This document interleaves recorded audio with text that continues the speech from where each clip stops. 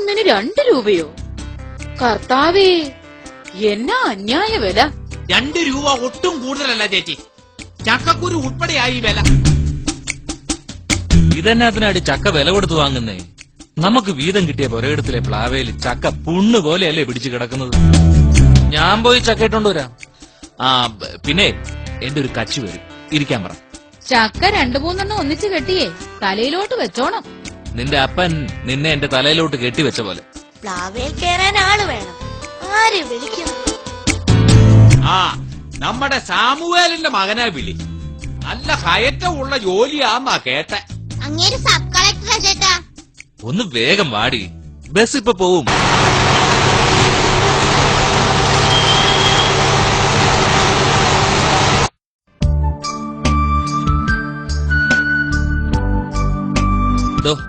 ദണ്ടത് ഈ പ്ലാവേന്നേ നല്ല വിളഞ്ഞ ചക്ക നോക്കി ഒരു 3-4 എണ്ണം ഇങ്ങോട്ട് ഇടണമല്ലോ. എന്താവും കൂലി? 2-3 ചക്ക ഇടുന്നതിന് സാറിനോട് എന്ത് കണക്ക് പറയാനാ? സാറിന് ഇഷ്ടമുള്ള എന്തേലും തന്നാ മതി സാർ.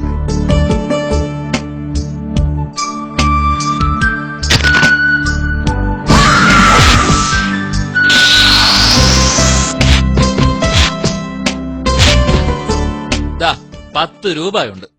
10 രൂപയോ? 80 രൂപയാ കയറ്റക്കൂലി. 4 ചക്ക ഇട്ടതിന് 80 രൂപയോ? ഇത് എവിടത്തെ കൂലി? എവിടത്തെ കൂലിയോ? മര്യാദക്ക് കാശ് വെച്ചു കൊടു എച്ചി. ഇതാ 80 രൂപ. ചേട്ടാ, ഈ ചക്കയൊന്ന് ബസ് സ്റ്റോപ്പിൽ എത്തിച്ചു തരുവോ? ലോഡിങ്ങിന് ഇവിടെ ആൾക്കാരുണ്ട്.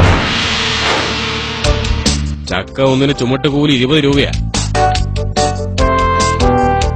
ചക്ക ആ ബസ്സിന് മുകളിലോട്ടൊന്ന് കയറ്റി തരണം. ബസ്സേ കയറ്റാനുള്ള അവകാശം ഞങ്ങൾക്കാ. ആഹാ, എങ്കിൽ ഞാൻ തന്നെ ചക്ക കയറ്റിക്കോളാം.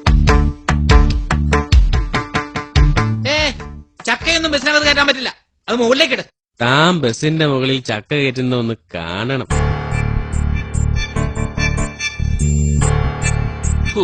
ചക്ക കയറ്റി. ഇനി പോവാ. അങ്ങനെ അങ്ങ് പോകാൻ വരട്ടെ. ഞങ്ങളുടെ കൂലി എടുക്ക്.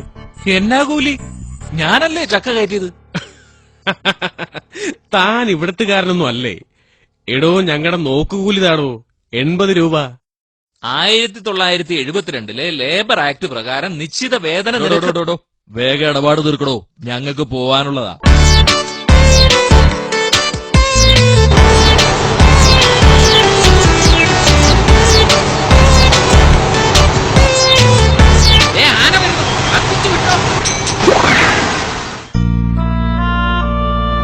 മൂന്ന് ചക്ക ബസ്സിന്ന് താഴെ പോയടി. ഒരു ചക്ക ഇവിടെ കൊണ്ടുവന്നപ്പം ചെലവ് 210 രൂപ. 2 രൂപയ്ക്ക് തേൻവരിക്ക മുറ്റത്ത് കൊണ്ടുവന്നതാ. എങ്കിലും സ്വന്തം മണ്ണിലെ രുചി ഒന്ന് വേറെ തന്നെയാടി. ഇത് പേട്ടുചക്കയാണല്ലോ, ഒറ്റ ചൊളയില്ല. പാപ്പ വേഗം സ്ഥലം വിട്ടോ, അമ്മച്ചിയുടെ കൈ കോടാലിയാ.